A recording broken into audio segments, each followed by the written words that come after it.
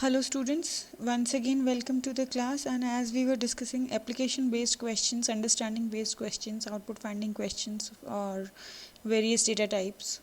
So today we will discuss about dictionaries के कुछ questions देख लेते हैं. So here you can see that I have created a dictionary D1 with 3 elements, that is 5 number, a string and 1 2 tuple. फिर मैं कर रही हूँ प्रिंट डिक्शनरी कंटेंट्स, तो ये डिक्शनरी कंटेंट्स को प्रिंट करेगा. और सिंपली मैं क्या कर रही हूँ, for x in D1 dot keys print x, मतलब वो की वैल्यू को प्रिंट करेगा, फिर कॉलन प्रिंट करेगा और फिर उस की पे जो वैल्यू एलिमेंट है उसको प्रिंट करेगा ending with blank space, right. And then फिर मैं प्रिंट स्टेटमेंट दे रही हूँ D1x, मतलब अगेन ये वैल्यू एलिमेंट को लूँगी मैं, मल्टीप्लाई बाय 3. उसको अगर वो नंबर होगा तो 3 से मल्टीप्लाई करेगा, लेकिन जैसे हम देख रहे हैं डिक्शनरी में ये जो मेरी वैल्यू एलिमेंट्स हैं ये सब की सब स्ट्रिंग्स हैं, तो these will be replicated thrice and printed on the output screen. और लास्ट प्रिंट स्टेटमेंट है, ये कुछ भी प्रिंट नहीं कर रही है, राइट. तो ये एक मेरा एंटर आ जाएगा इसमें, नथिंग एल्स, ठीक है, क्योंकि इसकी एंड वैल्यू स्लैश एन रहती है बाय डिफ़ॉल्ट, इसकी भी बाय डिफ़ॉल्ट स्लैश एन ही रहेगी यहाँ पे, लेकिन एंड में स्पेस से कर रही हूँ. तो इसको एग्जीक्यूट करके देख लेते हैं एक बार. कुछ भी खास नहीं है. क्या हो गया, ओ सॉरी, मैंने ये जो कमेंट्स बना रखी है ना, मे बी इसमें कहीं कुछ प्रॉब्लम हो रहा है. यस, आगे की कोडिंग के लिए सॉरी फॉर दैट. तो देखो यहाँ पे मेरा क्या हुआ कि मैंने बोला था आपको कि ये की वैल्यू को प्रिंट करेगा, ठीक है. तो की वैल्यू मेरी प्रिंट हुई, इनिशियल की वैल्यू है 5 प्रिंट हो गया. देन उसका वैल्यू एलिमेंट प्रिंट हो गया नंबर. अब क्योंकि एंड किया है मैंने ब्लैंक स्पेस से, तो यहाँ पर ब्लैंक स्पेस प्रिंट हुआ. एंड देन फिर मेरी जो ये नेक्स्ट प्रिंट स्टेटमेंट है ये एग्जीक्यूट हो गई, राइट. अगर मैं यहाँ पर ये एंड नहीं लिखती तो ये नंबर जो है ये मेरा नेक्स्ट लाइन में आता, लेकिन क्योंकि एंड मैंने ब्लैंक स्पेस से किया है तो ये सेम लाइन में कंटिन्यूशन में आया है. सिमिलरली फिर अच्छा, अब यहाँ पे ये जो एक ब्लैंक लाइन जा रही है वो क्यों जा रही है, क्योंकि मैंने एक प्रिंट स्टेटमेंट दी है जो कि ब्लैंक है, ठीक है, तो इसलिए ये डबल एंटर हो रहा है. देन अगेन फिर जो मेरी नेक्स्ट की वैल्यू थी ए, और उसकी फिर वैल्यू एलिमेंट और देन रेप्लिकेटेड बाय 3, और इसी तरीके से नेक्स्ट एलिमेंट प्रिंट हो गया. तो नथिंग बिग इन दिस, ठीक है, सिंपल सी कोडिंग थी ये. थोड़ा सा आप धीरे धीरे कॉम्प्लेक्सिटी बढ़ाते हैं चीज़ों की. वैसे आउटपुट फाइंडिंग से काफ़ी कंसेप्ट्स क्लियर हो जाते हैं फॉर दैट पर्टिकुलर टॉपिक. तो अब इसमें देखो मैं क्या कर रही हूँ, सिंपली मैंने एक ब्लैंक डिक्शनरी क्रिएट की, ठीक है, डिक्ट फंक्शन यूज़ करके मैंने एक एम्प्टी डिक्शनरी क्रिएट की है. Then D left is equal to ये वाला सिंबल मैंने ले लिया इन कोड्स, इनसाइड कोड्स है, तो मतलब ये स्ट्रिंग वैल्यू है. और ये बेसिकली मैं क्या कर रही हूँ, मैं डिक्शनरी में एक एलिमेंट को अपेंड कर रही हूँ. तो डी लेफ्ट में मैंने ये लेफ्ट मेरी की हो जाएगी और ये मेरा उसका वैल्यू एलिमेंट हो जाएगा. सिमिलरली यहाँ पे मैंने राइट में ये ग्रेटर देन वाला सिंबल अपेंड कर दिया. एंड देन मैं डिक्शनरी को प्रिंट करवा रही हूँ, तो जो इनिशियली मेरी डिक्शनरी ब्लैंक थी वो अब यहाँ पे 2 एलिमेंट्स के साथ प्रिंट हो जाएगी. नथिंग बिग इन दिस, बहुत सिंपल सी कोडिंग है. ये देखो, ये मेरी अपेंडेड डिक्शनरी जो है वो प्रिंट हो गई. Left is the key element, less than वाला सिंबल उसका वैल्यू एलिमेंट है, फिर राइट की एलिमेंट है और ग्रेटर देन वाला उसका वैल्यू एलिमेंट है. Simple, right. अब ये क्वेश्चन थोड़ा सा समझने वाला है, ध्यान से देखना.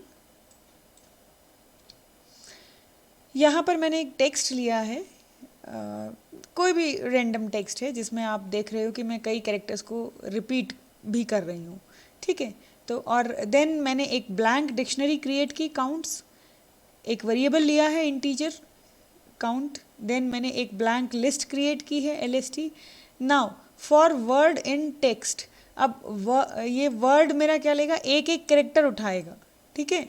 तो अगर ऐसे इंग्लिश लैंग्वेज को मैं देखने लग जाऊँ तो मुझे कहना चाहिए कि फॉर अल्फ़ाबेट इन टेक्स्ट, या for char in text, but मैं कोई भी वेरिएबल नेम ले सकती हूँ, सो डोंट गेट कन्फ्यूज्ड.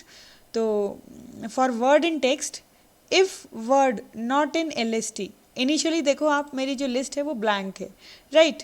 तो if word not in LST, obviously it is not in LST, तो उसमें क्या करो, उसको अपेंड कर दो.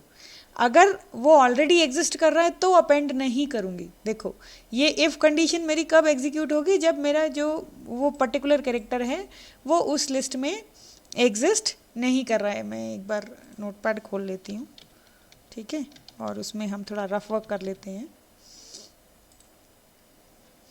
अब देखो मेरी LST जो है इनिशियली ब्लैंक है, राइट. और मेरा टेक्स्ट को स्कैन करते जाते हैं एक एक एलिमेंट को. ए को मैंने स्कैन किया, तो वर्ड में अभी मेरी इनिशियली वैल्यू है ए. तो if A not in LST, yes it is not in LST, तो LST में उसको अपेंड कर दो. मैंने इसको अपेंड कर दिया, right. Count word is equal to 0. Counts word मतलब अब ये काउंट्स मेरी क्या थी, एक ब्लैंक डिक्शनरी थी, राइट. तो मैं कर देती हूँ काउंट्स. की एलिमेंट मेरा क्या हो गया. अब देखो यहाँ पर मैं क्या कर रही हूँ, बेसिकली मैं डिक्शनरी में अपेंड कर रही हूँ एक एलिमेंट को. काउंट्स वर्ड, तो वर्ड मेरा क्या है, ए, राइट. और उसमें फिर मैं वैल्यू एलिमेंट क्या डाल रही हूँ, 0 डाल दिया. अब ये मेरा एक एलिमेंट जो है वो मेरी डिक्शनरी में अपेंड हो गया, राइट. अब मैं इस इफ़ से बाहर आ जाती हूँ और काउंट को कर देती हूँ काउंट प्लस 1. तो अब मेरा ये CT जो है, CT हो गया मेरा, जो 0 था इनिशियली अब वो 1 हो गया है, राइट. फिर मैं कर रही हूँ counts word is equal to counts word plus 1. Counts word मतलब A, ठीक है. अब मैं इसको डिक्शनरी को अपडेट कर रही हूँ. काउंट्स वर्ड क्या था मेरा, 0 था, उसमें प्लस 1 कर दिया तो वो 1 हो गया, राइट. फिर से लूप पे चलते हैं. अब मैं B को स्कैन कर रही हूँ, ठीक है. तो यहाँ पर ऑब्वियसली मेरा B अपेंड हो जाएगा, राइट. देन आ जाते हैं फिर हम अपने नेक्स्ट स्टेटमेंट पे. इफ़ अच्छा counts word is equal to 0. अब काउंट्स वर्ड, अब B तो इसमें एग्जिस्ट नहीं कर रहा, तो ये नया एलिमेंट ऐड कर रहे हैं हम अपनी डिक्शनरी में, ठीक है. फिर हम इफ़ से बाहर आए, काउंट को कर दिया, अगेन काउंट प्लस 1, राइट. तो ये हो गया मेरा 2. काउंट मतलब मैं CT की बात कर रही हूँ यहाँ पे. तो काउंट को कर दिया काउंट प्लस 1, जो कि 1 था वो अब मेरा हो गया 2. And then I am doing counts word is equal to counts word plus 1. मतलब अब मैं इस एलिमेंट को अपडेट कर रही हूँ, तो यहाँ पे मेरा क्या आ जाएगा, 0 की जगह 1 आ जाएगा, राइट. देन फिर से चलते हैं. अब ये मेरा नेक्स्ट एलिमेंट है R भी ऑब्वियसली मेरी डिक्शनरी में सॉरी ये इसमें लिस्ट में एग्जिस्ट नहीं कर रहा है. तो नहीं कर रहा है तो ये मेरी कंडीशन ट्रू हो गई और मैंने R को अपेंड कर दिया. देन सिमिलरली मैंने यहाँ पे उसमें डिक्शनरी में भी इसको ऐड कर दिया, यहाँ 0 हो गया, ठीक है. और ये हो गया मेरा 3. एंड देन फिर मैंने नेक्स्ट स्टेटमेंट पे जाके counts word is equal to counts word plus 1 किया, तो ये मेरा हो गया 1, राइट. फिर से चलते हैं. अब अगेन मेरा आ गया A. तो अब क्या होगा, ये इफ़ कंडीशन मेरी फॉल्स हो गई. फॉल्स हो गई तो मैं सीधा इधर आ गई CT पे, ठीक है. और CT को मैंने कर दिया CT प्लस 1, तो दिस इज़ नाउ 4, ठीक है. और काउंट्स वर्ड मेरा क्या है, A. तो वो मेरा ऑलरेडी एग्जिस्ट कर रहा है, तो अब मैं इस एलिमेंट को अपडेट करूँगी and it will be 2 now, ठीक है. वैल्यू एलिमेंट को मैंने प्लस 1 किया है यहाँ पे, राइट. अब फिर से चलते हैं. C आ गया अब मेरा. तो C मेरा डिक्शनरी में एग्जिस्ट नहीं कर रहा है, लिस्ट में एग्जिस्ट नहीं कर रहा है, तो दोनों जगह ये अपेंड हो जाएगा as it was done in the previous iterations of the loops, है ना. और यहाँ पे ये इनिशियली पहले 0 जाएगा, फिर जब मैं इफ़ से बाहर निकलूँगी तो मेरा ये अब की बार ये हो गया 5, राइट. और फिर ये मेरा अपडेट हो जाएगा 1 हो जाएगा. फिर से चलते हैं. अब मेरा फिर से A आ गया, तो मतलब क्या, अब मेरी ये वाली कंडीशन जो है वो फॉल्स हो गई, सीधा इधर आऊँगी. तो C T is equal to C T plus 1, ये हो गया 6, ठीक है। और यहाँ पे अब मैं फिर से अपडेट कर दूँगी, ये 3 हो जाएगा, राइट। और फिर से चलते हैं लूप में, ए बी आर ए सी ए तक मैं पहुँच गई थी, है ना, इतना हमने स्कैन कर लिया था। नाउ इट इज़ डी, तो डी को again D is not existing in the list, not existing in the dictionary, तो दोनों जगह ये मेरा एक नया एलिमेंट अब अपेंड हो जाएगा, ठीक है। इनिशियली ये 0 रहेगा, फिर जब मैं इफ़ कंडीशन से बाहर आऊँगी तो मेरा काउंट +1 हो गया, ये 7 हो गया, और यहाँ पे भी फिर ये अपडेट हो जाएगा और ये 1 हो जाएगा। डी के बाद अगेन चलते हैं, हम आ गए ए पे, ठीक है। तो ए पे आए तो अगेन अब मेरी ए की वैल्यू, ये तो एग्जिस्ट कर रहा है ना इसमें, तो ये सिर्फ मेरा चेंज इतना होगा कि यहाँ पे ये 4 हो जाएगा और यहाँ पे ये 8 हो जाएगा, राइट। अब मेरे ख्याल से आपको समझ में आ रहा होगा कि ये लूप बेसिकली कर क्या रहा है। ये लूप बेसिकली क्या कर रहा है कि अगर जो मेरा अल्फ़ाबेट है या जो कैरेक्टर है वो अगर मेरा इस टेक्स्ट के अंदर है और लिस्ट के अंदर नहीं है और डिक्शनरी के अंदर भी नहीं है, तो वो एक नया एलिमेंट अपेंड कर दे रहा है लिस्ट में भी और डिक्शनरी में भी, जहाँ पे जो डिक्शनरी में जो मेरी की वैल्यू है वो अल्फ़ाबेट है और जो वैल्यू एलिमेंट है वो उसकी काउंटिंग है बेसिकली, कि वो जो अल्फ़ाबेट है वो अभी तक टेक्स्ट में कितनी बार अकर कर गया, राइट। तो जब मैं इसका पूरा एग्जीक्यूशन कर दूंगी, चलो कर ही लेते हैं, अब डी तक तो हम पहुंच ही गए, आगे भी देख लेते हैं। अच्छा ये ए भी देख लिया था, अब हम बी पे आ गए, है ना। 8 हम देख चुके हैं, तो हम 1 2 3 4 5 6 7 8, अब हम बी पे आ गए हैं, ठीक है।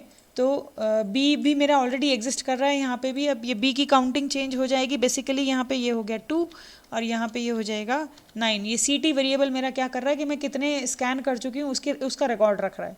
फिर बी के बाद मैं अगेन आर पे आ गई, तो आर भी एग्जिस्ट कर रहा है, ये यहाँ पे हो जाएगा 2 और यहाँ पे ये हो जाएगा 10 सी टी।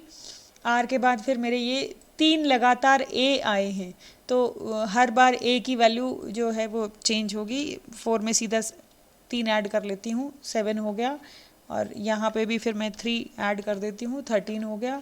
फिर मेरे बी 2 लगातार आए हैं, तो यहाँ पे भी हम चेंज कर लेते हैं, बी मेरा ये इधर 4 हो जाएगा, यहाँ पे भी चेंज कर देते हैं, इसकी वैल्यू 15 हो जाएगी।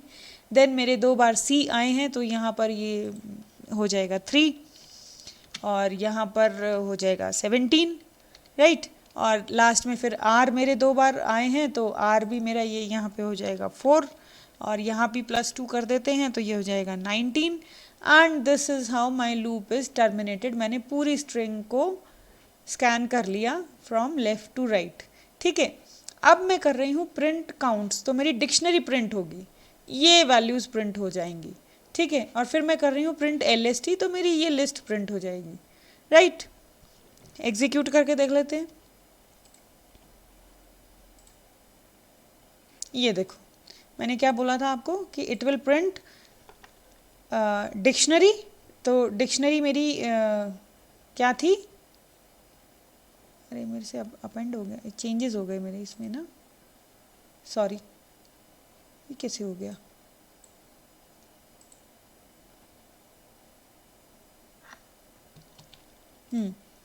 ठीक है। ये मेरी डिक्शनरी थी ना, तो ये dictionary as it is print हो गई। देखो A7 B4 R4 C3 and D1।